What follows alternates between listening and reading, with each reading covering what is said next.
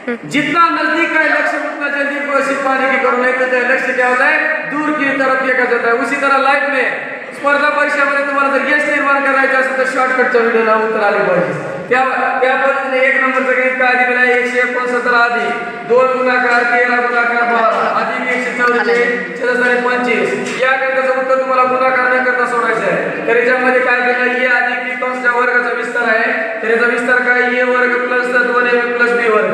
तर या 169 चा वर्गमूळ काढला किती आला 13 आणि 144 चा वर्गमूळ काढला 12।